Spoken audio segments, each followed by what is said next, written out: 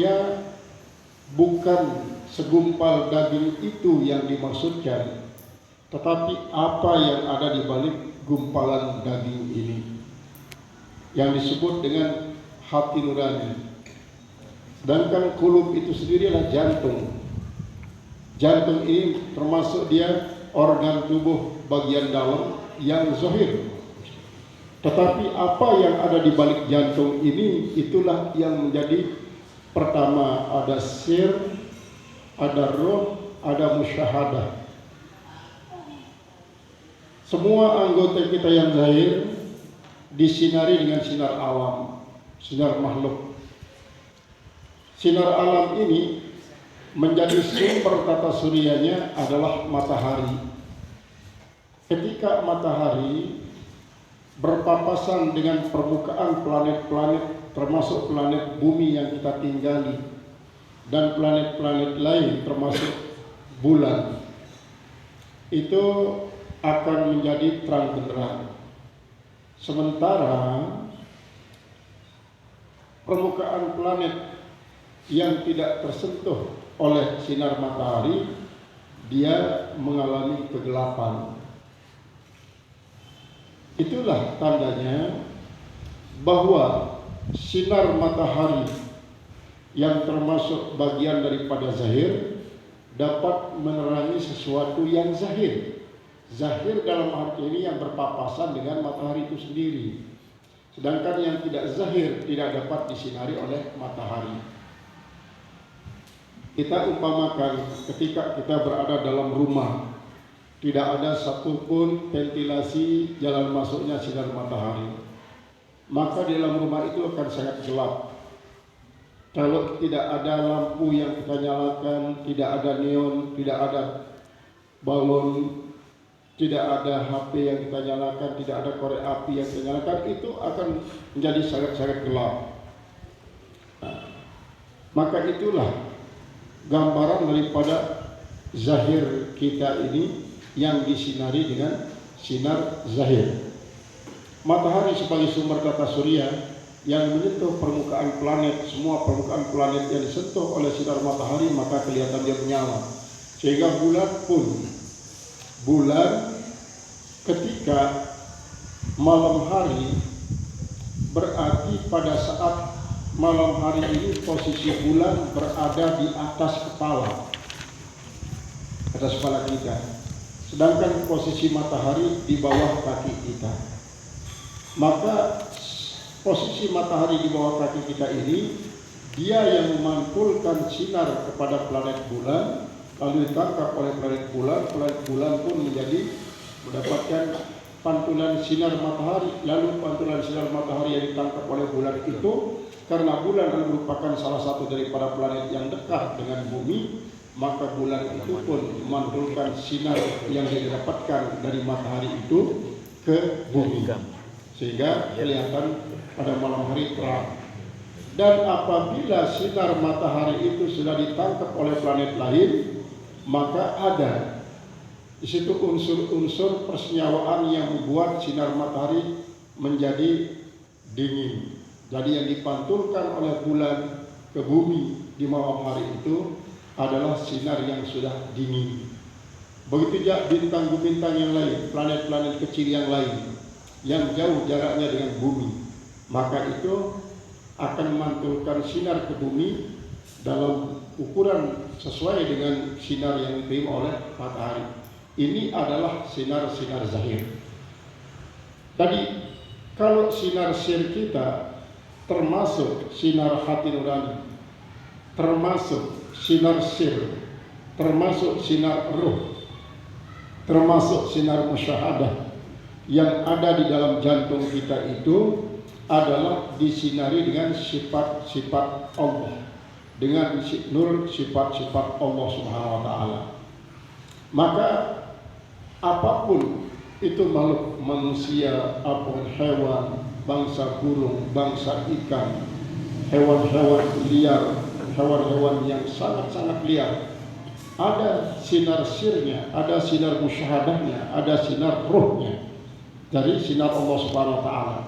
Selama bagian sir daripada makhluk itu masih bisa menangkap nur sifat Allah Ta'ala, maka semuanya akan masih hidup.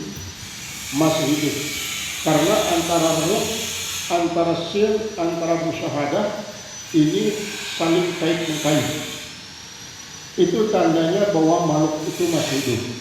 Adapun kalau dia sudah tidak bisa menangkap sinar sifat Allah Subhanahu wa Ta'ala, maka berarti dia sudah mengalami kematian. Kalau sudah mengalami kematian, maka tentunya nur sifat-sifat Allah Ta'ala itu tidak bisa ditangkap, karena pada bagian dalam daripada semua itu tidak ada, artinya tidak ada unsur kehidupan.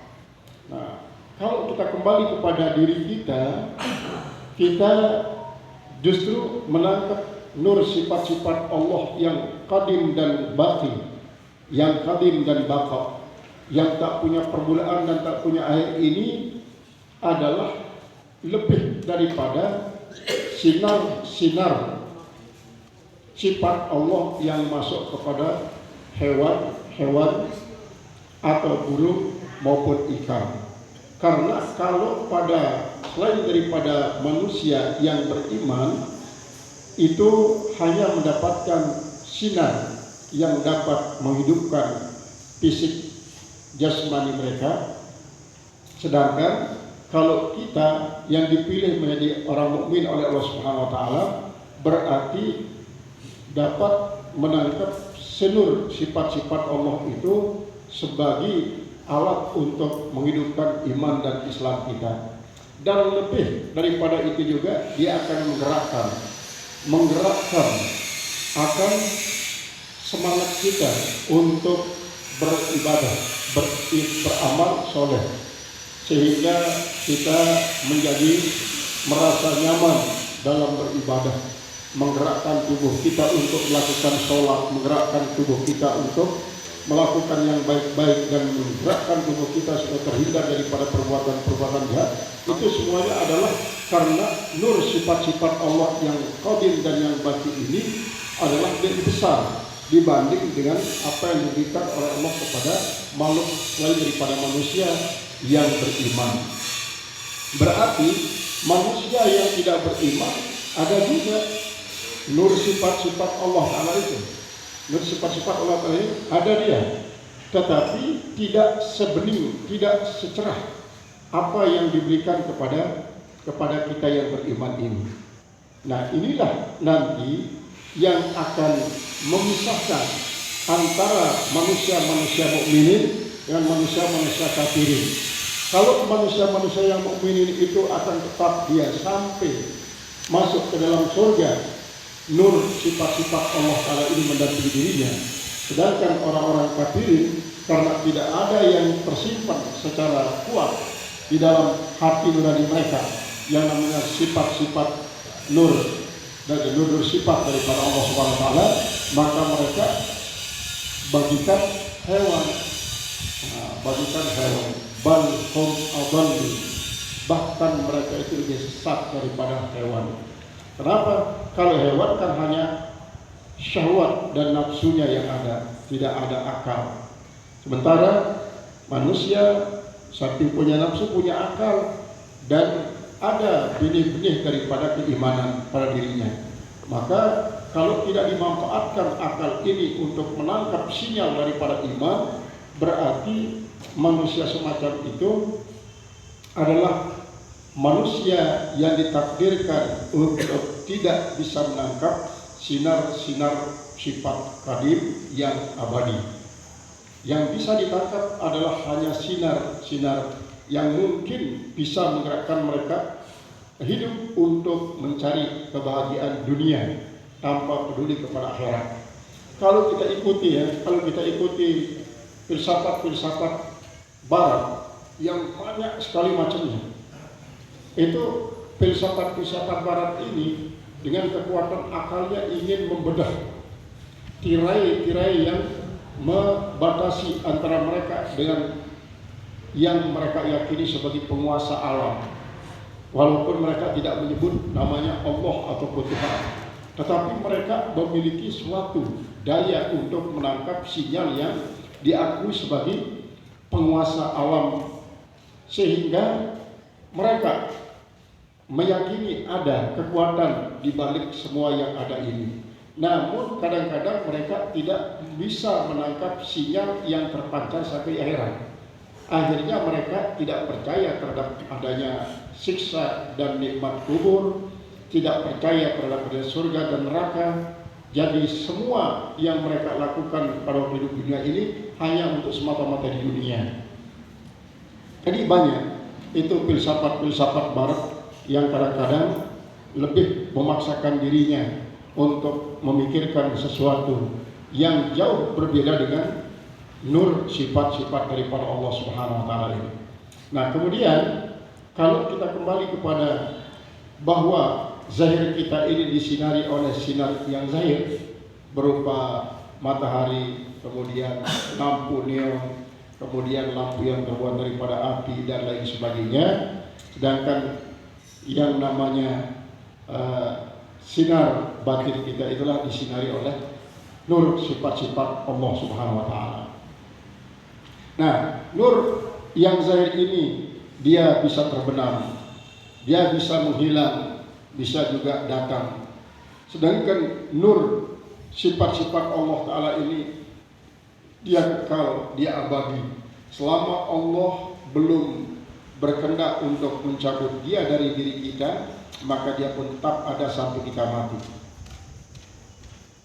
Tala'at syamsun man ahibbu bil lailin fastada'at famalaha min ghurubi. Telah terbit matahari orang yang saya cintai pada malam hari, maka dia senantiasa bersinar, tidak ada baginya daripada terbenam. Wa fi hadza tanbihun, dan pada hal ini ada peringatan. Ada peringatan. Ala annal umurul baqiyata, atas bahwa perkara-perkara yang abadi, yang kekal. Hiyallati yang bagi, yaitu adalah perkara-perkara yang sebaiknya, yang bagus. Ayyam tabiqa biha, bahwa kita dia sinar yang zahir. Kalau sinar yang zahir ini suka muncul, suka terbenam, suka muncul, suka terbenam, sebagaimana pada saat Nabi Ibrahim. Sesungguhnya bukan Nabi Ibrahim itu yang mengatakan ini Tuhan saya karena ia lebih besar, tetapi sesungguhnya Nabi Ibrahim menirukan apa yang dikatakan oleh umat pada waktu itu. Jadi Nabi Ibrahim tidak seperti itu. Jadi Nabi Ibrahim menirukan masyarakatnya yang ketika dia melihat matahari, dianggap matahari itu sebagai Tuhan. Tapi matahari itu juga terbenam, maka muncullah bulan purnama. Maka umat yang ada pada waktu itu mengatakan bulan purnama itulah Tuhan. Tapi bulan purnama itu juga terbenam, maka kelihatanlah ketika terbenam bulan purnama muncul bintang-bintang kecil. Maka dikatakan oleh umat pada waktu itu, inilah Tuhanku. Tapi bintang juga terbenam. Maka itu gambaran yang dikatakan oleh Ibrahim, saya tidak suka terhadap yang terbenam. Yang besar terbenam, yang diharapkan untuk kekal abadi terbenam, yang kecil-kecil pun terbenam. Nah, jadi Nabi Ibrahim menirukan akan umatnya, bukan berarti Nabi Ibrahim mengeksekkan pada saat itu matahari jadi Tuhan, bulan jadi Tuhan, bintang-bintang jadi Tuhan. Tidak. Karena apa? Karena Nabi Ibrahim pada penghujung kata-katanya itu la uhibbul afilin. Saya tidak suka terhadap yang terbenam. Artinya apa? Masa ada Tuhan kok muncul terbenam, kelihatan terbenam. Nah, sementara saat-saat sekarang ini banyak orang yang mengatakan bahwa Tuhan mereka adalah yang mereka sembah berupa patung apapun namanya, sesuai dengan keyakinan mereka. Ya, mengatakan bahwa Tuhan kita itu jelas. Tuhan kita itu jelas. Sehingga yang kita sembah itu jelas kata mereka. Sedangkan dia mengatakan bahwa Tuhannya umat Islam itu tidak jelas, tidak pernah kelihatan. Karena tidak pernah kelihatan, maka dianggaplah Islam ini sebagai agama yang tidak jelas oleh mereka. Kenapa? Karena pemahaman mereka ini dipengaruhi oleh sifat materialistis.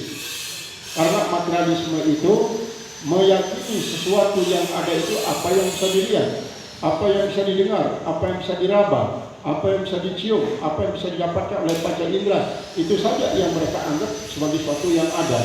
Sedangkan yang tidak bisa dicerna oleh panca indera itu mereka anggap tidak ada.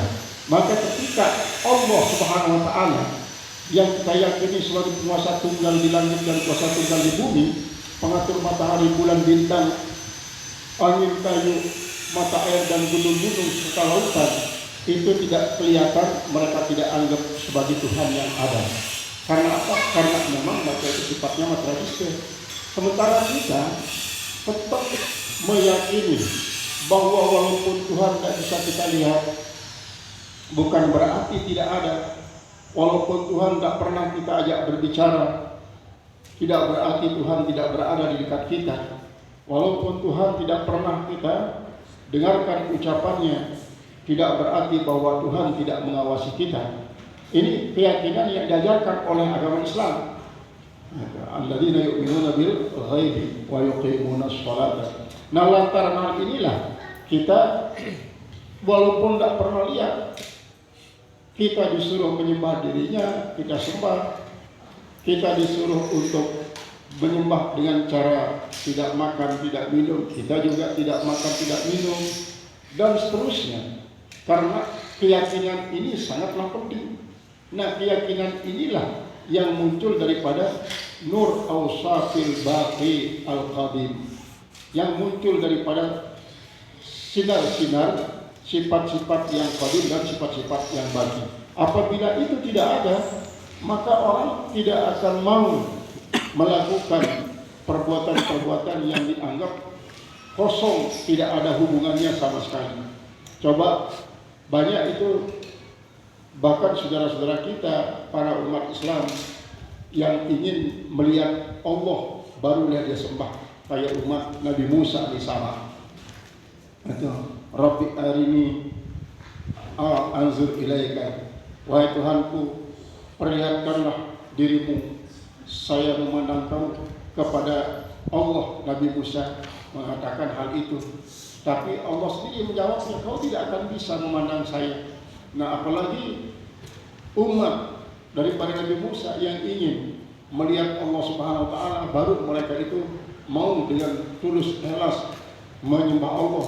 Padahal kalaupun Allah menampakkan dirinya di hadapan mereka, belum tentu mereka itu akan menyembah Allah.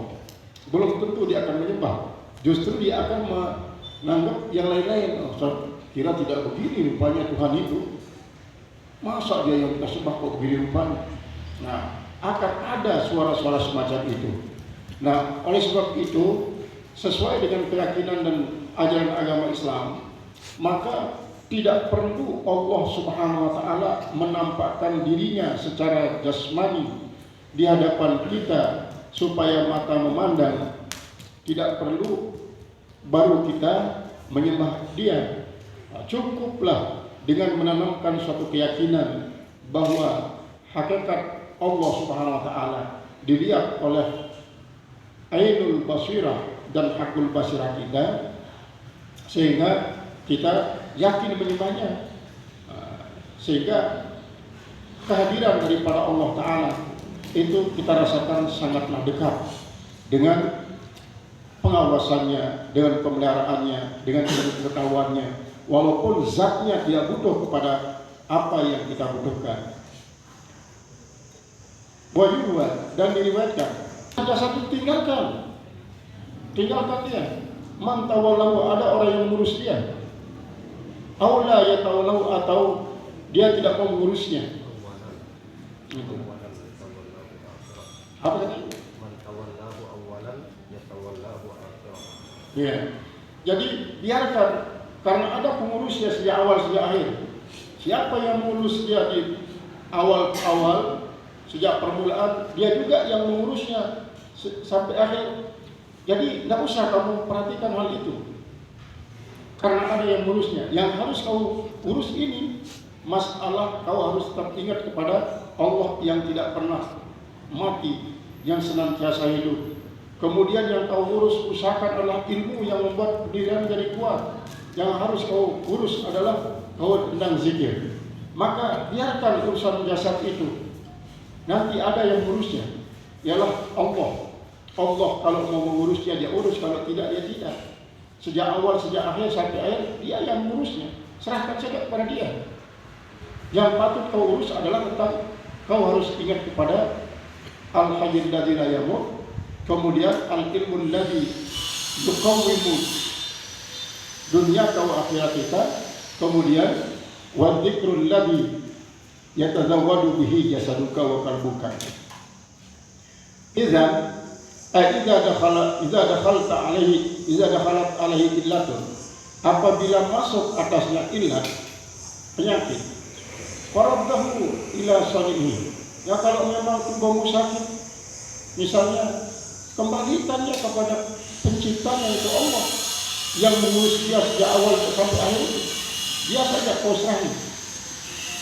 Amara'aita sun'ata, tidakkah kau melihat akan suatu perbuatan-perbuatan, iza aibat, apabila dicela, radduha ila samiha, radduha ila samiha, mereka mengembalikannya kepada produsennya yang membuat dia, hatta yuslihaha, sehingga dia yang memperbaikinya. Artinya lihat itu produk-produk baik elektronik ataupun produk-produk apapun, kalau dia rusak kan kau harus serahkannya kepada tukangnya. Tukang ini kadang-kadang dia menjadi seolah-olah wakil daripada produsen itu, sehingga dialah yang tahu, bukan kau yang akan memperbaiki dia. Tinggal kau serahkan saja kepada produsen itu, nanti yang perbaikinya. Wa bi ma'nahu, dan pada maknanya seperti inilah ansyadu, mereka bersyair, amil haqiqataka allati lam takmali wal jismu da'hu bil hadidil asfali atakmilil fani wa tatruki bakiya hamlan wa anta bi amrihi lam tahqali fal jismu lin akmal, yang belum sempurna. Wal jismu da'hu, sedangkan urusan tubuhmu itu biarkan dia fil hadidil asfali, pada kerak yang paling bawah. Tadi maksudnya, karena ini kan sedang berbicara tentang tasawuf, jadi seolah-olah dia terlepas landas daripada hal-hal yang bersifat jasmani. Jadi kalau soal tubuhmu, apapun itu anggota tubuhmu, serahkan saja kepada Allah. Tentang kalau dia sakit, serahkan dia, nanti yang mengobatinya. Fa idza maridtu fa huwa yashfin. Adapun yang harus kau perhatikan, yang kau sempurnakan adalah tentang hakikat yang ada pada hatimu itu, tentang hatimu. Kalau memang ada penyakit berupa takabur, obati takabur itu. Kalau memang ada hasad, obati hasad itu. Kamu tidak bisa menyerahkannya kepada Allah tentang takabur, tentang hasad, tentang ujub, tentang dendam, hubul dunia, hubul jah, hubul siasa.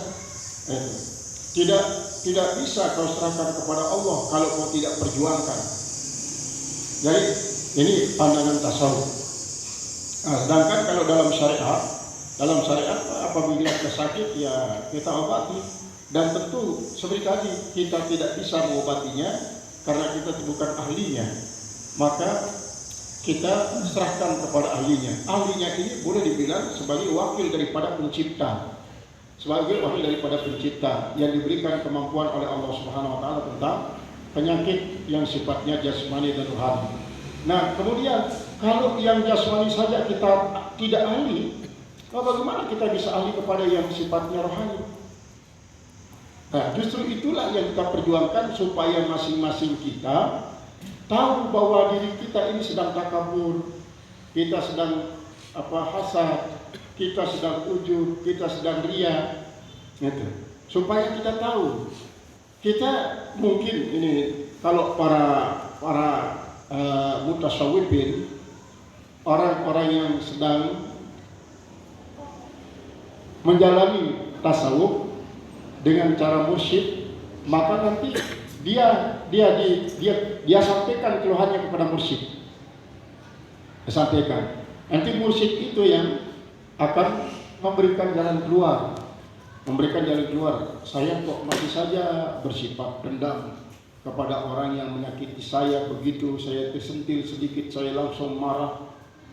Saya terus merasa lebih hebat daripada orang tersebut. Saya merasa hina kalau sedikit saja dicela oleh orang. Nah, nanti mursyid itu yang ngasih tahu. Oh, kalau begitu caranya begini. Supaya apa? Kau bisa mengatasi rasa takaburmu. Kau bisa mengatasi hasadmu. Supaya kau tidak menjadi ujub. Kau harus begini. Kata si mursyid. Nah, ini pun adalah termasuk bagian daripada upaya murid itu untuk bisa mengatasi apa yang sedang diderita berupa penyakit-penyakit batin. Atau Fani, mengapa kau menyempurnakan sesuatu yang binasa? Watatruk bagian, lalu kau meninggalkan yang abadi. Kenapa yang kau urus supaya menjadi sempurna yang sahir saja yang binasa, yang akan berakhir? Kenapa kau tidak coba fokuskan perhatian terhadap yang abadi? Kenapa? Ya, hamlan wa anta bi amrihi lam tahfali, yaitu sebagai suatu yang dapat membuat kita menjadi menjiwai dengan apa yang abadi itu. Wa anta bi amri, dan engkau dengan urusannya lam tahfali, yaitu tidak bisa berkumpul. Fal jismu lin nafsi an-nafisati alatu, maka tubuh bagi nafsu yang mulia itu alatun. Jadi tubuh ini adalah alat bagi jiwa yang mulia, jiwa yang bersih, jiwa yang jernih, jiwa yang gemilang, jiwa yang betul-betul bening. Maka tubuh ini alatnya, alat. Malam tasulhu biha, apa yang tidak bisa kau dapatkan dengan alat itu, lam tasuli, kau tidak akan bisa dapatkan. Artinya tubuh ini sebagai suatu alat untuk mencari nafsu yang nafisah, nafsu yang mulia. Nafsu yang mulia di sini nafsul mutmainnah, yang senantiasa mendorong kita berbuat bagus dan menjauhkan kita daripada perbuatan yang terlarang, yang sampai kepada nafsul marhamah, nafsul mardiyah, dan nafsul rodiyah. Nah, itu alatnya memang jismun. Apabila jismun ini tidak bisa kita jadikan dia alat untuk mencapai hal itu, maka kau tidak akan bisa mendapatkannya. Dalam arti apa? Kalau begitu kan tubuh ini penting. Tubuh ini penting. Nah, di mana pentingnya? Nah, inilah kadang-kadang ya membuat kita, ya artinya tubuh ini adalah penting untuk kita rawat dia, kita sempurnakan dia, semua cacat-cacatnya kita singkirkan supaya dapat menyampaikan kita kepada an-nafsun nafisah. Nah, sementara banyak kisah-kisah daripada para sufi, para wali, justru mereka itu menemukan nafsun nafisah ini bukan di saat mereka segar bugar, bukan di saat mereka sehat walafiat, tetapi justru ketika tubuhnya sudah borok-borok, bahkan uletan-uletan, sudah tubuhnya tidak berfungsi lagi secara jasmaniah. Di situ dia menemukan nafsun nafisah.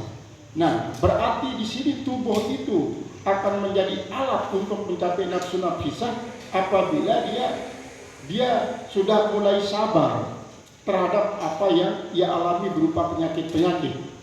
Bukan berarti begitu dia sakit langsung penyakit disingkirkan, dengan suatu alasan untuk bisa sampai kepada nafsu nafisah.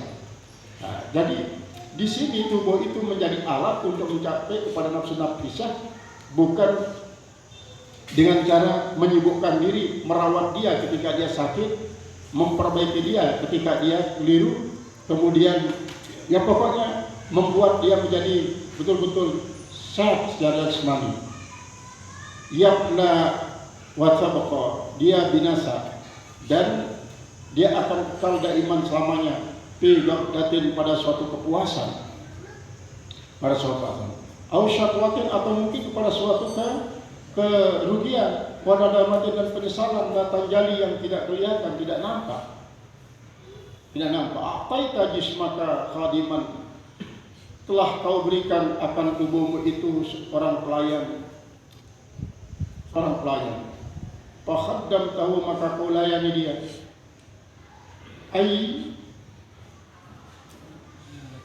Ayyamlikal maqdula, bahwa memiliki sesuatu yang dilebihkan, raqqal abdali, dengan selembut-lembut keutamaan. Syirkun kasifun, maka suatu kesyirikan kasifun yang sangat tebal. Syirkun kasifun, kesyirikan yang sangat tebal. Anta bi'ahbalihi, yaitu engkau pada soal bi'ahbalihi, pada menghubungkan dia.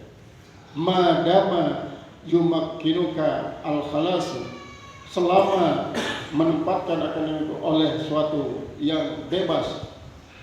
Fa'ajil, maka segerakanlah olehmu. Mayastati'u buluga alal manzilin, siapa yang akan mampu sampai kepada paling tinggi manzilah.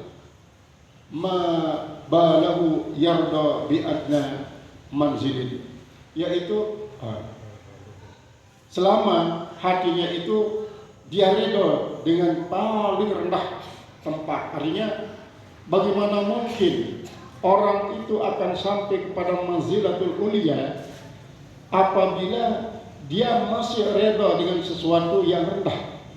Di sini yang dimaksudkan dengan adna manzilat adalah dunia, makhluk. Nah, artinya reda terhadap makhluk ini adanya ketergantungan kepada makhluk.